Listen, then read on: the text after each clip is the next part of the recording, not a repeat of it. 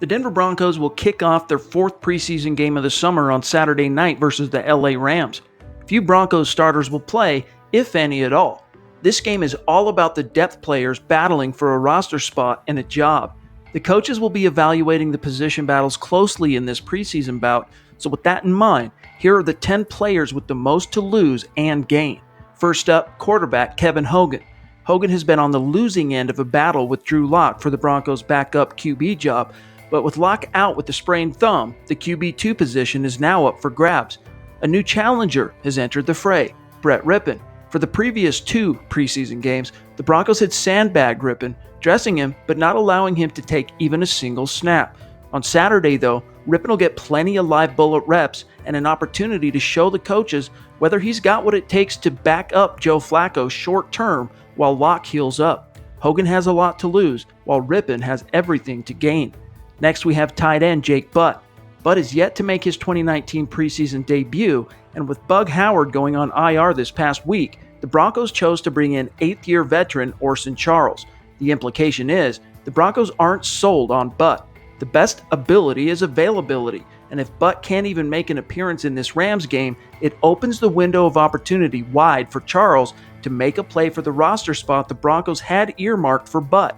Denver has slow-rolled Butt's recovery from ACL surgery, but now the time has come for the rubber to meet the road. Butt has much to lose, while Charles has it all to gain.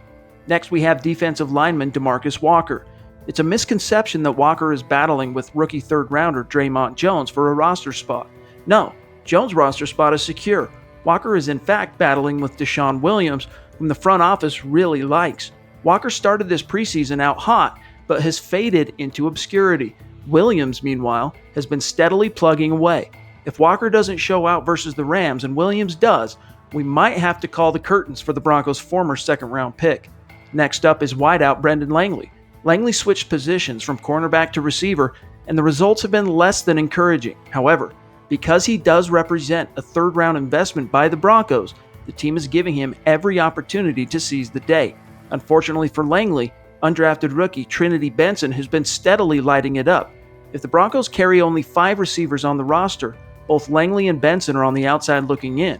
If Denver carries 6, though, Langley will have to show he can make a play in-game if he hopes to fend off the ascending Benson. Lastly, there's linebacker Keishawn Bierria. The inside linebacker roster math is a bit skiwampus due to the injuries and Joe Jones' timetable being up in the air.